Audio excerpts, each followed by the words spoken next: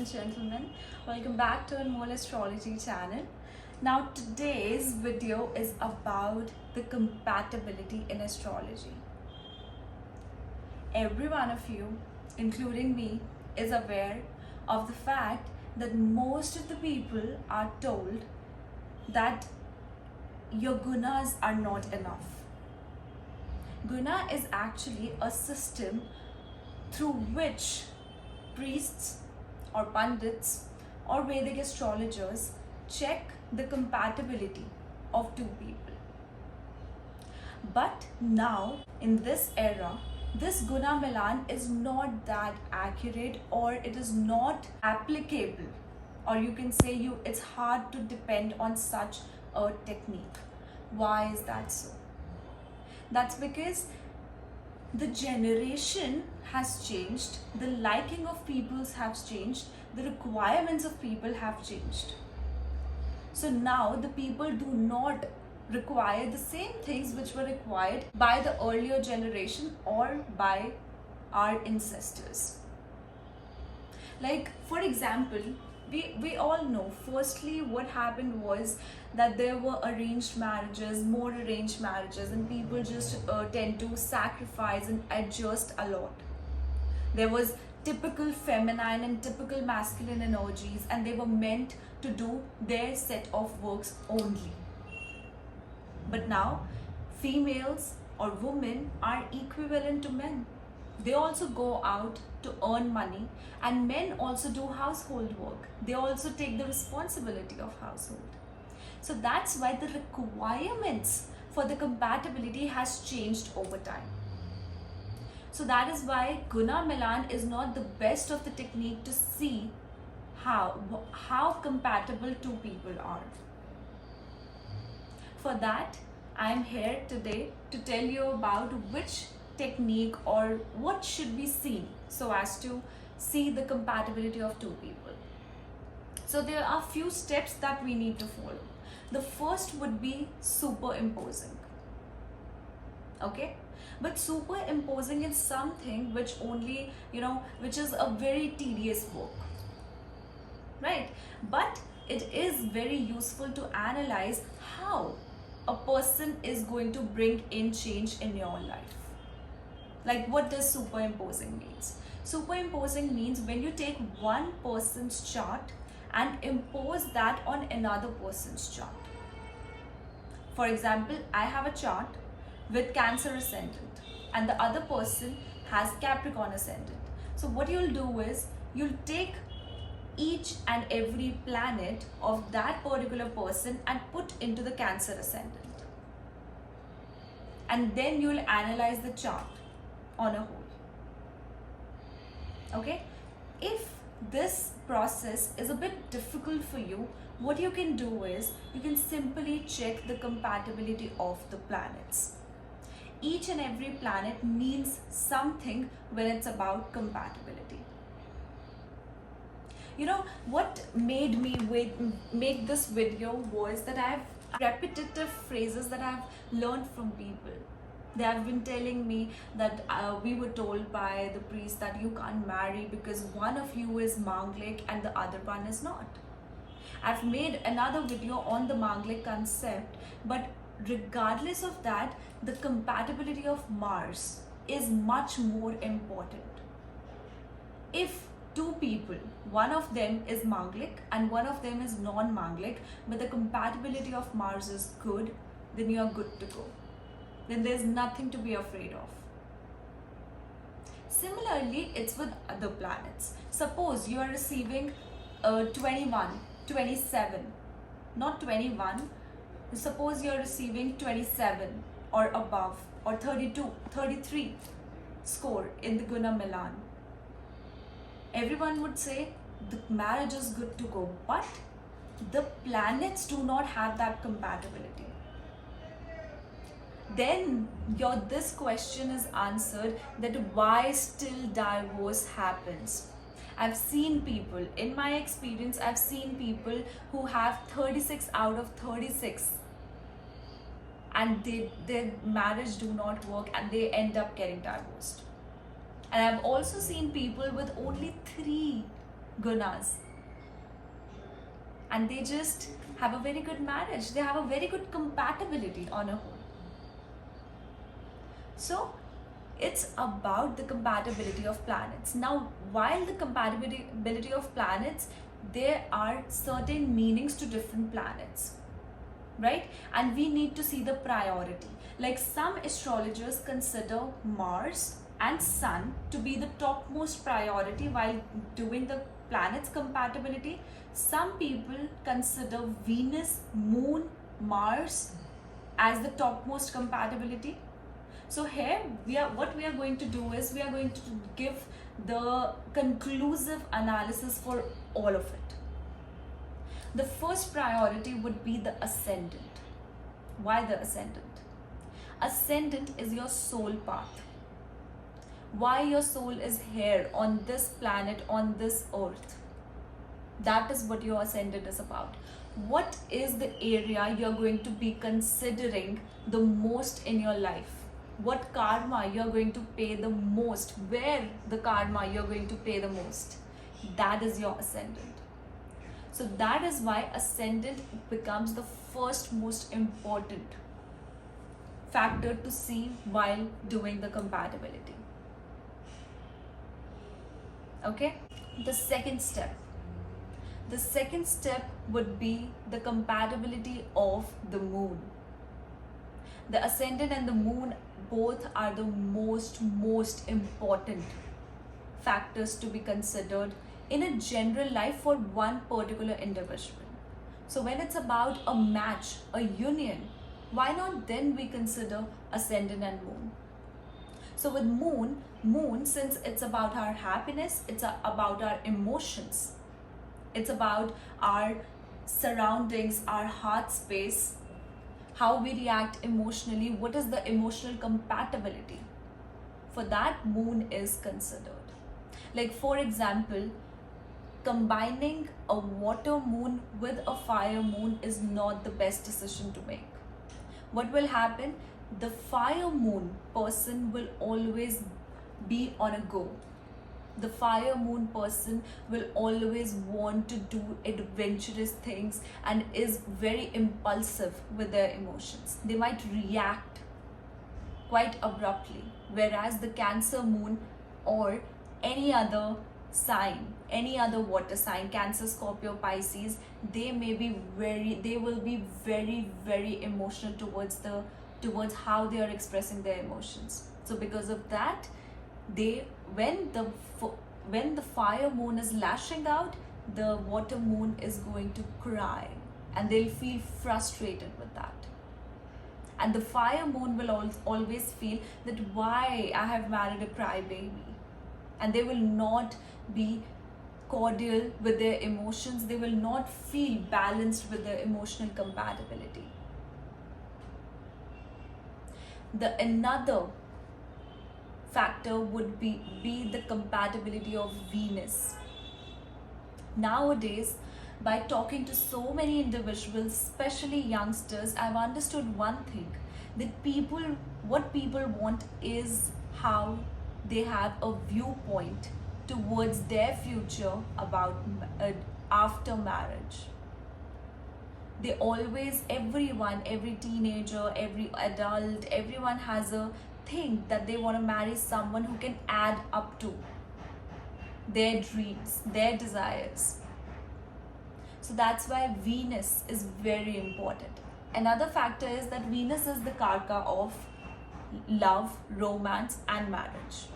So the compatibility of Venus is necessary to see the intimate issues or how good the intimacy of the people are. It's Venus and Mars. But Venus would be, see, what happens nowadays is, even if there is no physical relation, but people do desire a emotional bonding and emotional connection. So that's why moon is at the priority. Because even if you cannot, like in long distance relationships, what do you think? How do they sustain? They sustain because people emotionally understand each other. They have longingness for each other. They have emotions connected to each other, right? So, and Venus is about the dedication part. Venus is about being how good or how romantically you are involved with the person, how much you feel about the person. Like for a person with water Venus, fire Venus would not go very well. Why? Because fire Venus is more about being adventurous in marriage, having that passion within marriage, be it be with fights or be it be with any sort of physical activities like going on an adventure, traveling, and everything else. But about a water moon, sorry, but about a water Venus, those people want to be in isolation with their partner, enjoying those little things like watching a movie, watching Netflix, reading a book. So that's why the compatibility of Venus is necessary, so as to understand each other on a romantic level. After that, it's Mercury. Why Mercury? You know, I have heard this phrase a lot of times in my social circle or otherwise, that after some point in a marriage, there's nothing to be talked about. The communication just dulls down. So Mercury is about the intellect, the intelligence, the youthfulness, and it is also about the communication. What you are going to communicate within the marriage, how the communication will be within the marriage. Are you going to have a very conflicting communication with your spouse, or you are going to have a formal communication with your spouse, or you are going to have just youthful communication with your spouse? That all depends on Mercury, the compatibility of Mercury. If suppose both the people have Mercury in the earth signs, that's a good compatibility, because these people are very focused. They want to have limited but productive communication, both of them. Like suppose you have a person with Mercury in Gemini and the other person with Mercury in Capricorn. The Mercury with Capricorn person has much organized way of putting on things. They just want to talk about the point. They want to have a limited communication, limited but productive. Whereas Mercury in Gemini, they want to speak all day long. They want to blah blah blah blah blah blah all day. So the other person gets very confused and very irritated from the air Mercury. So that's why the compatibility of Mercury is necessary. Now the next one will be Mars. Mars is about one's actions, energy, passion, discipline, determination. And Mars, of course, it's about the arguments, a war battle within the marriage. So if, like now this can be a thing where people talk about that a Manglik should marry a Manglik. But the actual situation is, when your Mars is affecting your first, seventh, Venus or Moon, then you need to find a similar person whose first or seventh lord or first lord, Venus or Moon is somehow getting affected by Mars. So what will happen is you will have equivalent amount of energy to put in within the marriage. Or else what happens is, if one person is having Mars influence on the 7th house or somehow related to the factors that I've spoken about, and the other person does not have it, the first person is going to put in all his or her energy within the marriage, whereas the other person is not giving the equivalent amount of energy. So that in a way ends up into one person being involved and the other person being absent from the marriage. And another thing with Mars you need to see is one person to have masculine Mars and another person to have feminine Mars. Honestly, this is what I have been told or I have been taught in astrology.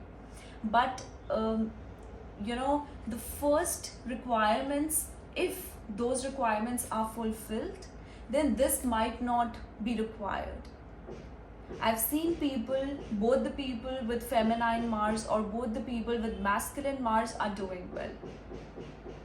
Just the difference is the masculine Mars means the person wants to be the leader, the person takes the hold, the person takes the stand within the marriage or otherwise in life. Whereas the feminine Mars is more of a person who wants to or who likes to be at the back, who likes to follow more than being a leader. Okay? So after Mars, there is Sun, Jupiter and Saturn. Now, about the compatibility, that's of course a different thing, but each and every planet's compatibility has some meaning, and that is what we are talking about today. With Sun is about one's soul, one's personality. Sun is why your soul is here. So simply what happens, wherever the sun will go, it will illuminate that house. So for example, there is a Cancer ascendant. A Cancer ascendant individual has his or her sun in the 6th house in the sign of Sagittarius. That means this person is more at service. This person has to spend a lot of money on diseases, on hospitalizations, or there is a lot of expenses related to the family or otherwise which are going into debts or which are just getting spent.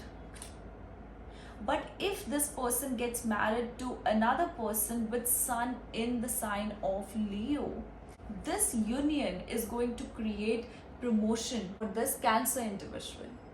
Now the Cancer individual will have good amount of assets, will accumulate wealth, accumulate gold. They'll have good authority in their life. They'll have good speaking skills. So everything related to their 2nd house is going to get improved. Whereas if a Cancer ascendant person will marry a person with sun in Aquarius, the person is going to get ups and downs in their life. Although they are going to get accumulation of joint assets, this person will also be keen about astrological knowledge, occult, mythology. Okay, so that's about the imposing, the superimposing part, how the difference is there. Now about Jupiter. What is Jupiter? Jupiter is about one's morals, ethics, wisdom, divinity, higher knowledge. For example, a person with exalted Jupiter or Jupiter in Sagittarius gets to marry a person with a Capricorn Jupiter, which is debilitated, or a Taurus Jupiter. Now the person with the good Jupiter is going to be very righteous, very helpful towards other people, very much into public, advising other people, helping other people. Whereas the other person with Jupiter in the earth signs like Taurus and Capricorn, this person is going to be more on an practical, more selfish, self-centered. They want to think about them first and then other people. So in this case, there's an issue within the partnership, right? So your thinking pattern, your individuality and your humanity is different here. So that's why if people have this particular point in their mind that they want to marry a person who is ethical, then you need to consider the compatibility of Jupiter. Now Saturn. Saturn is about how organized you are, how disciplined you are, how responsible you are. If one partner has a good Saturn and another partner does not have the compatible Saturn, the first person is going to work a lot, whereas the other person may not take that much responsibility. That's why it is more suggested that a male should have a good Saturn so as to be a provider, so as to be a responsible person. Like for example, one person has Saturn in Libra and the other person has Saturn in Aries. The first person wants to work hard, is willing to work hard and going to get as much results. But the other person with Saturn in Aries wants to work less but get good results out of it. So there's the incompatible thing within the Saturn. So this was about the compatibility of planets. I'll make another video about the compatibility of just ascendants, right? Because that is a major thing. So the compatibility of planets can be used not only within the marriage. Here we have Ketu. I don't know if you guys can see Ketu. Okay. So not only for marriage, but also if you want to have some partnership business or you want to do any of your business deals. I hope this was insightful. If you guys are new to my channel, don't forget to subscribe, like, comment and share. You can follow the link below, www.anmollastrology.com, and under the consultation section you can get your personal readings from me. Okay, have a good night. Bye bye, take care.